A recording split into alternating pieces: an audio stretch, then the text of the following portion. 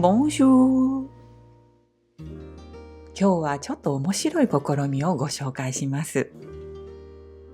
2月、フランスでは日本酒週間というイベントがありました。ガストロノミーをはじめとするフランスの人気店で、普段はワインリストに載っていない日本酒をセレクトして、それをフレンチと一緒に楽しむというものです。この動画ではそのうちのパリの2軒での様子をご紹介したいと思います。どうぞ最後までゆっくりとお楽しみください。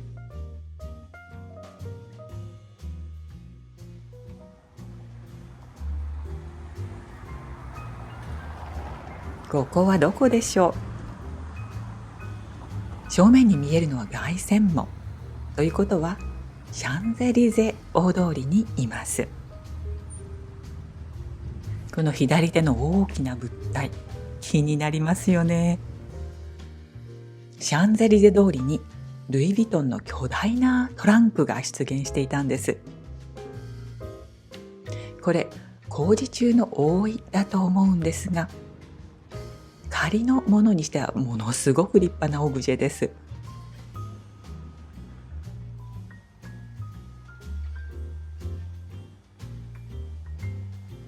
私たちが最初に目指すのはジョルジュサンク大通りにあるレストランです。ルイ・ヴィトンのお店のウィンドウを眺めながら大通りを南の方に歩いて行きます。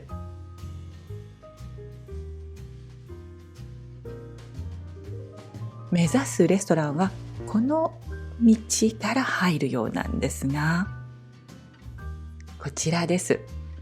ル・トントゥネフ・ヴェ。ちょっと変わった名前ですよね。ジョルジュサンク大通りの39番地にある建物なので、この名前がついているようです。ここから専用エレベーターで最上階に登ったところにレストランがあります。今回私は敬愛する食のジャーナリストの伊藤彩さんと一緒にご招待を受けました。まずは厨房に案内していただきます。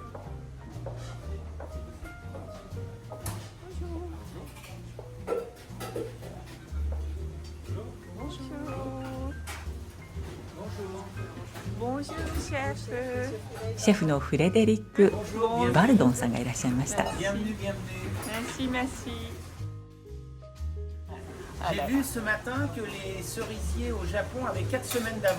日本の桜が4週間も早く咲いたっていうニュースを今朝見たよとシェフはおっしゃいます。彼は実は日本でもお仕事した経験があるので、日本にとても親しみを感じてくださっているんでしょう。ランチのサービスが今まさに始まろうとするとってもお忙しい時間だと思うんですが、本当に気さくに歓迎してくださいました。シェフ、大人の余裕がありますね。料理人の皆さんが勢ぞろい。嵐の前の静けさというところでしょうか。さて、テーブルの方に向かいましょう。いきなり魅力的なものがありますね。こちらのレストラン、光がたっぷり入ってきて、空にとても近いところにいるような気分です。これも興味津々。中に何が入ってるんでしょう。そう、チーズワゴンでした。とろっといかにも美味しそうな、これはシェーブルのチーズ。そしてその奥の大きいのは20ヶ月熟成のコンテチーズだそうです。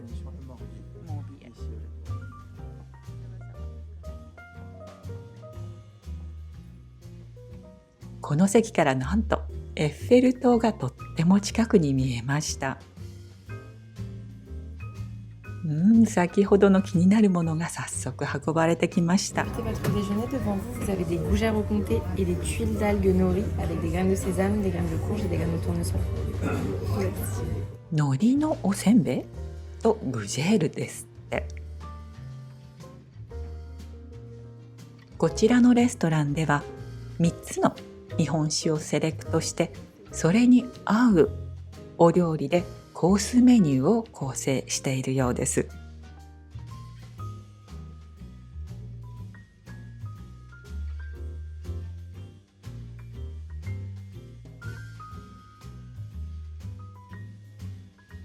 早速海苔の瓦せんべいをいただいてみましょう。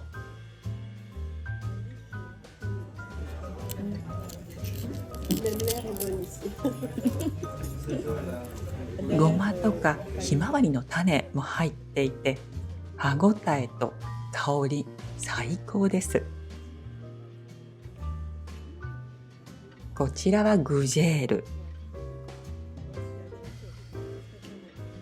チーズの香りがふんとして、これも食欲をそそります。On aura donc de l'ormeau taillé en fines tranches.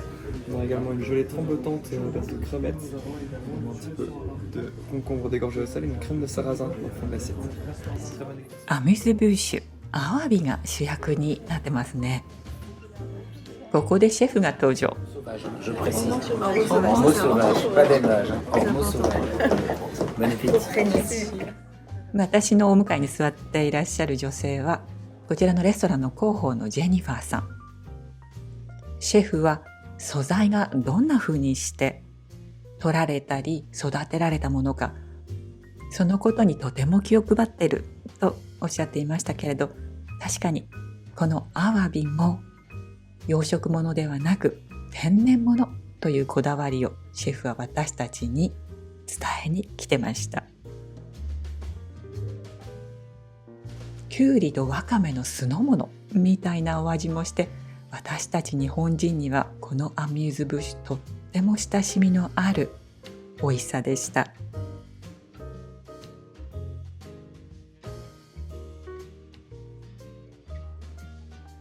日本酒とのマリアージュ、一つ目のお皿はこちらです。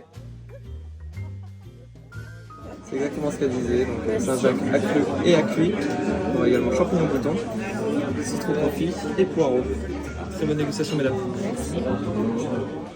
ホタテ貝を生と火入れをした状態とでいただく一品。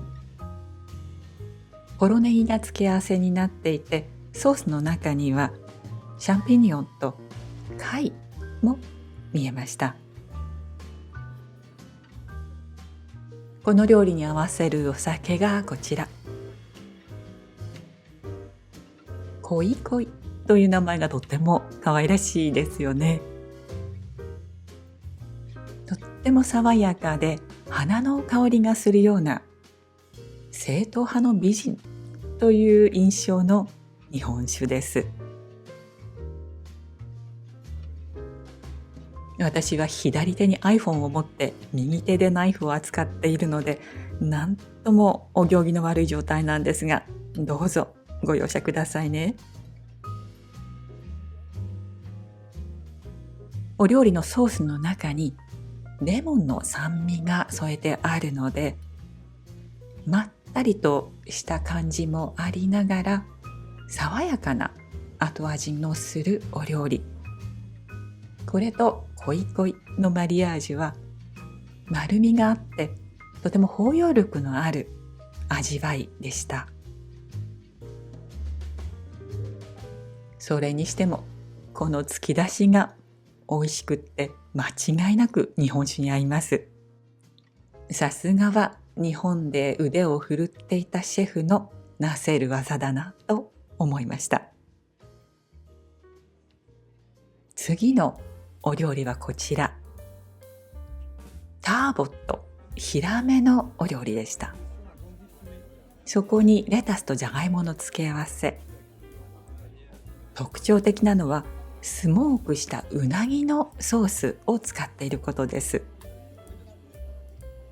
これはぜひとも香りをお伝えしたいところです。この料理に合わせるお酒はと言いますと、味噌の岳木本、長野県の蔵元さんのお酒、木本作りという昔ながらの製法で作られたお酒。ご覧いただけますか？色もだいぶ違うんですよね。このお酒を初めてテイスティングするジェニファーさん、グラスを鼻に近づけたとき、うっっていう反応をしました。生まれて初めてチーズの匂いを嗅いだっていう感じかもしれません。この通好みの日本酒をチョイスしてスモークしたうなぎのソースのお料理と合わせるというシェフのチャレンジ、なかなか大胆だなぁと思いました。私はとっても好きな感じでしたけどね。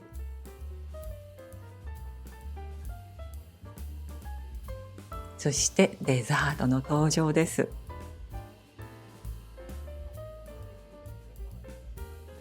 見事に焼き上がったパイと洋梨、コンフェランスという種類の洋梨のデザートでした。ソースもやはり梨のソースです。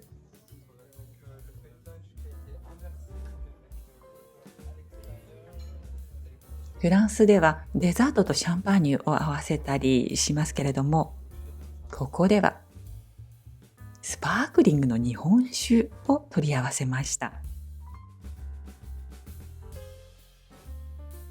七軒スパークリング山の霞薄濁り。確かこの蔵元はアラン・デュカスさんとコラボレーションしたお酒も出していたりしますね。このお酒は柔らかい甘みが立って泡立ちもとても柔らかいので優しくデザートと調和するお酒だと思います。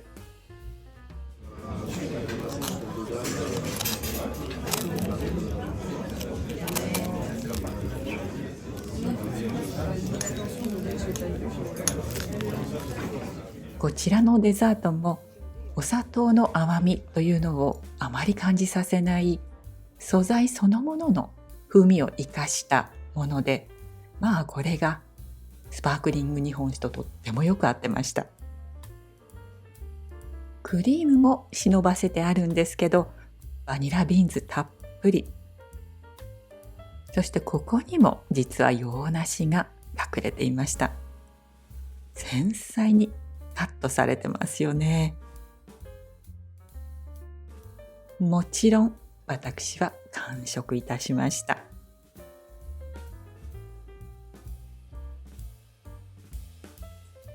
ガストロノミーレストランのコース料理っていうのは一つの舞台を見せていただくようなものだなぁと改めて感じます。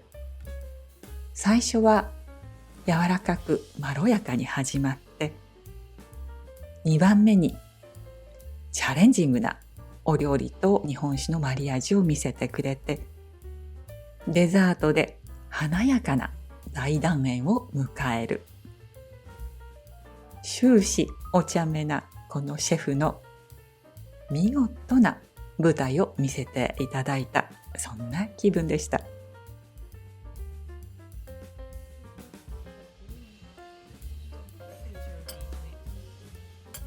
私お腹本当にいっぱいなんですけど、さっきからこの横のデザートがとっても気になってました。次回ここに来るときにはこちらも試してみましょうかね。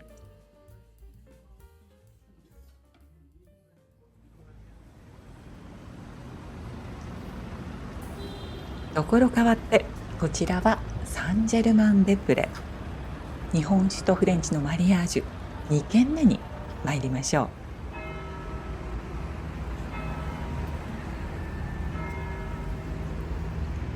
このチャンネルでもご紹介したクラバンというカクテルバーもこのプロジェクトに参加していました。以前の動画のリンクは概要欄に添えておきますので、ぜひご覧になってみてください。クラバンでは4つの日本酒をセレクトしているようでした。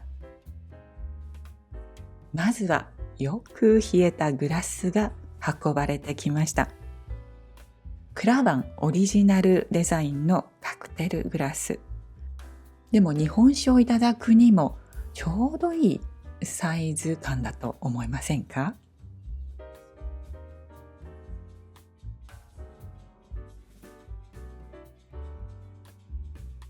最初のは鴨シビとクヘージオードゥデジールという名前のついたお酒とスズキのマリネ、オリーブオイル、そしてお味噌が添えてあります。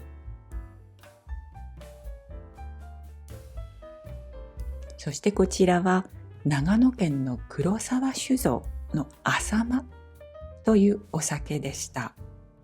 これも伝統的な木本作りで作られた日本酒。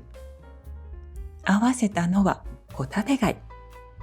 これをバターソースでいただくというものです。この風の森という奈良県の蔵元のお酒。彼自身もとても好きなんだそうですが、フランス人の評判も良いそうです。Moi personnellement, il me fait beaucoup penser à un chardonnay un petit peu, un chablis ou autre. Et il y a des notes qui peuvent ressembler, un peu minérales qui peuvent y ressembler. Du coup, il plaît beaucoup en fait, parce que ça donne un repère. フランスの白ワイン、シャルドネを思わせるような感じなんだそうです。確かにそうかもしれません。このお酒に合わせるのがこちら、フォカッチャ。上にふわっとかかっているのはですね、からすみをおろしたものなんです。旨味の塊といったようなからすみと爽やかな日本酒、間違いなく合いますね。そして締めくくりは、これ前のレストランでも登場しましたよね。木本作りの通好みの日本酒がガストロノミーレストランとカクテルバー両方でセレクトされていたっていうのはとっても面白いなと思いました。ここクラバンではタラマ、魚卵をベースにしたクリームを合わせていました。日本酒の可能性って私たちが想像する以上に大きいなぁと思った一夜でした。最後までお付き合いくださいましてどうもありがとうございました。この動画が気に入っていただけましたら、グッドボタン、そしてチャンネル登録をお願いいたします。コメントもとても励みになります。ではまた次回お会いいたしましょう。アビアント。